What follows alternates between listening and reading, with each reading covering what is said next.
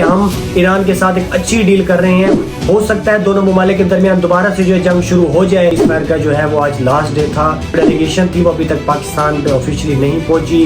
इस फायर को आगे एक्सटेंड किया जाएगा। इस टाइम पे जो है इस्लामाबाद के अंदर हाई अलर्ट किया हुआ है। अस्सलाम वालेकुम नाजरीन, आज मंगल का दिन है और अमेरिका और ईरान की जंग को जो है आज 52 डेज हो चुके हैं। सीज फायर का जो है वो आज लास्ट डे था और दोनों पार्टियों की तरफ से जो डेलीगेशन थी वो अभी तक पाकिस्तान पे ऑफिशियली नहीं पहुंची। दोनों तरफ से ये भी रिफ्यूज़ नहीं किया गया कि वो पार्टीज पाकिस्तान के अंदर आ रही हैं डेलीगेशन के लिए। सीज फायर को आगे एक्सटेंड किया जाएगा। उस पर भी जो डोनाल्ड ट्रंप का ट्वीट आया है कि उसने क्लियरली कहा है कि हम जो है सीज फायर को कभी भी एक्सटेंशन नहीं देंगे, ना ही सीज फायर को आगे मजीद बढ़ाएंगे। देन सेकंड थिंग कि ईरान की जो डेलीगेशन है उन्होंने सीज फायर के अंदर शमूलियत से इनकार किया था, लेकिन ऑफिशियली तौर पे जो है ईरान ने अभी तक रिफ्यूज़ नहीं किया कि हम इस्लामाबाद पीस टॉक्स में आएंगे, अमेरिका के साथ बैठेंगे या नहीं बैठेंगे। रिसेंट ट्रंप की तरफ से एक ट्वीट हुआ था कि मैंने जो है जेडी वैंस को सीज फायर के लिए ईरान के साथ पीस टॉक के लिए जो है मैंने उसको भेज दिया, लेकिन ऑफिशियली तौर पे वो भी जो है अभी पाकिस्तान नहीं पहुंचे। आइदर वो अभी गल्फ स्टेट्स में हैं या वहाँ पे वाइट हाउस में ही है, उसकी अभी कोई कंफर्मेशन नहीं सामने आई।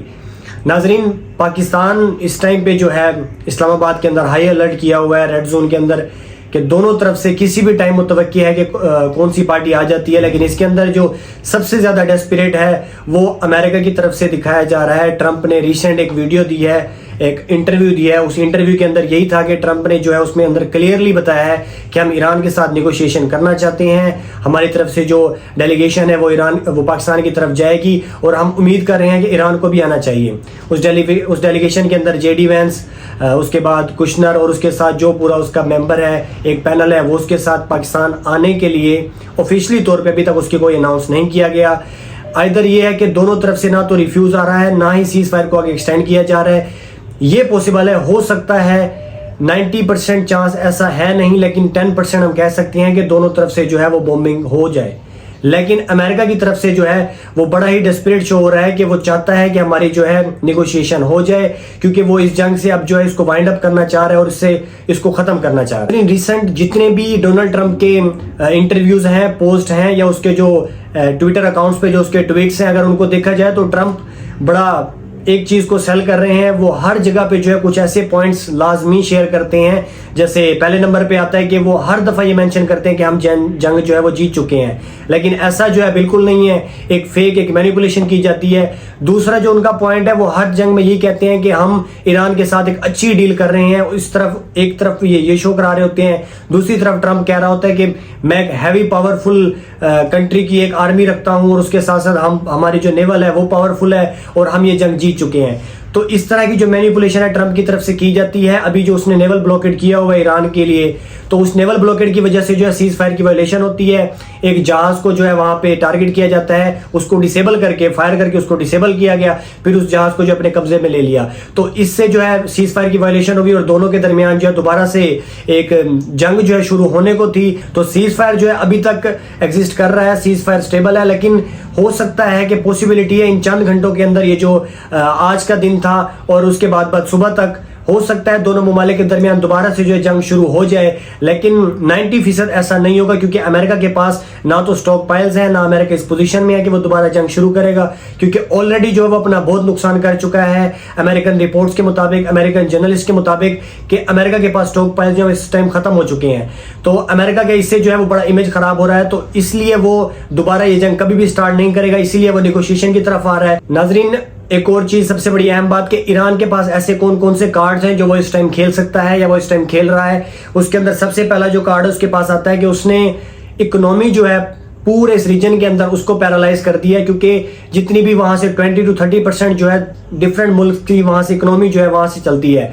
तो उसने स्ट्रेट ऑफ हॉर्मोज को बंद करके, उसके पास जो दूसरा कार्ड है स्ट्रेट ऑफ हॉर्मोज, उसको बंद करके इकोनॉमी जो है वो पैरालाइज कर दी। तो तमाम कंट्रीज का जो है वो अमेरिका के ऊपर प्रेशर बना और जो है एग्रीमेंट की तरफ और पीस टॉक्स की तरफ अमेरिका को आना पड़ा, क्योंकि उसके जो एलाइज है सबसे पहले चीखें उनकी निकलती हैं। देन सेकंड नंबर पे जो पॉइंट है वो है कि अमेरिका की जो पावर है या अमेरिका की जो मिलिट्री है उसको ईरान जो है वो डीवैल्यू कर रहा है और डीवैल्यू कर चुका है। ये जो 40 से ज्यादा दिन की ये जो जंग रही है उसके अंदर देखा जा सकता है कि किस तरह अमेरिका ने जो है जलील होकर रुसवा होकर वहां से उसको जाना पड़ा, क्योंकि ईरान ने जो है उसको भरपूर जवाब दिया और उसकी जितनी भी आर्मी है उसको डीवैल्यू किया, क्योंकि उन्होंने एक पूरे इस खित्ते के अंदर बनाया हुआ था कि हमारी जो आर्मी है, सो कॉल्ड आर्मी, वो बड़ी पावरफुल है और कोई उसके मुकाबले का नहीं है। तो एक ऐसा मुल्क जिसके पास ना तो कोई सैटेलाइट सिस्टम है, ना उस मुल्क के पास 40 साल से उसके ऊपर सैंक्शंस हैं, तो अगर उस मुल्क ने जो अमेरिका को डिफीट कर दिया तो इससे उसकी मिलिट्री की जो पावर है वो बड़ी डीवैल्यू हो चुकी। और नाजरीन, अब ये वो मेजर पॉइंट है जो ईरान के पास है इस टाइम, वो ये कार्ड खेल सकता है, क्योंकि अमेरिका जो है उसको अब फेस सेविंग करनी है। इस टाइम पे अमेरिका जो है वो अपनी मिलिट्री की पावर डीवैल्यू करा चुका है। अमेरिका को पूरे इस खित्ते का प्रेशर था, उसने तमाम कंट्रीज की जो इकोनॉमी है उसको पैरालाइज कराया, एक जाहिलाना हरकत करके, एक बिला जवाब जो उसने जंग मुसल्लत की ईरान के ऊपर, उसकी वजह से, सिर्फ इसराइल के कहने पे। तो इस चीज की वजह से जो है उसको बहुत चीजें का सामना करना पड़ा, और इस जंग के अंदर सबसे बड़ा नुकसान जो है वो अमेरिका का ही हो चुका है हर तरफ से। और साथ साथ आर्मी जो है, उसकी आर्मी की वैल्यू को डीवैल्यू करके ईरान ने जो एक बड़ा पॉइंट रखा है अपने सामने। और देन सेकंड थिंग ये कि अब अमेरिका चाहता है कि वो अपना किसी तरह से फेस बचा सके, और अब उसको ईरान की इज्जत करनी जो है वो जरूरी होगी, इसलिए वो बार बार इंश्योर करा रहा है कि हम डेलीगेशन, जो हमारी डेलीगेशन आ रही है, ईरान की तरफ से भी डेलीगेशन को आना चाहिए। लेकिन ईरान जो है वो दूसरी तरफ से ये भी कह रहा है कि वो अंडर थ्रेट्स जो है वो कोई डायलॉग नहीं करेगा, क्योंकि अमेरिका जो है वो उसको एक टाइम पे थ्रेट दे रहा होता है, एक टाइम पे वो कह रहा होता है हमारे पॉजिटिव रिलेशनशिप स्टार्ट हैं। एक वो जो एक पॉइंट यूज करता है कि न्यू रिजीम, हालांकि वो अभी तक कोई रिजीम चेंज नहीं कर पाया, वही लीडरशिप है। अगर उसने उनको जो असैसिनेशन की थी खामेनेई की, तो उसकी जगह पे दूसरी जो है उनकी रिजीम आ गई, तो वही सेम रिजीम के साथ बैठ के पीस टेबल पे उसको बैठने पर वो मजबूर है। लेकिन वो क्या करता है, वो चीज को पहले ही सेल करने लग जाता है और बाद में कहता है कि देखिए मैं तो ये पहले अरसे से कहता आ रहा था कि मैं एक अच्छी डील लेके आ रहा हूं, मैं ईरान के लिए, उनकी आवाम के लिए एक पॉजिटिव चीज लेके आ रहा हूं। तो अमेरिका किसी न किसी तरह जो अपनी एक विक्ट्री शो करवाने के लिए ये सब कुछ कर रहा है, और इसको पॉलिटिक्स ही कहा जाता है। तो नाजरीन, लुबे लुबाब यही है कि ये जितनी भी अभी इस टाइम पे करंट सिचुएशन चल रही है, कुछ चंद घंटे हैं सीज फायर को जो बाकी रहते हैं, हो सकता है कि इसी के अंदर ही जो है दोनों डेलीगेशन आ जाएं, क्योंकि इस्लामाबाद के अंदर इस टाइम फुल हाई अलर्ट है। तो अगर दोनों डेलीगेशन आ जाती हैं तो पॉसिबल है कि दोनों के दरमियान जो है वो एग्रीमेंट हो जाए, या दोनों के दरमियान जो MOU एग्रीमेंट साइन हो रहा था, अगर उसका ड्राफ्ट भी बन चुका था, अगर उसके ऊपर साइन हो जाता है तो दोनों ममालिक के दरमियान जो है जंग बंदी हो सकती है। अभी इस टाइम पे ये कहना मुश्किल है कि अभी एग्रीमेंट होता है, नहीं होता, पीस टॉक्स होती है या नहीं होती, इसका फैसला जो है वो चंद घंटों तक होगा। Thank you.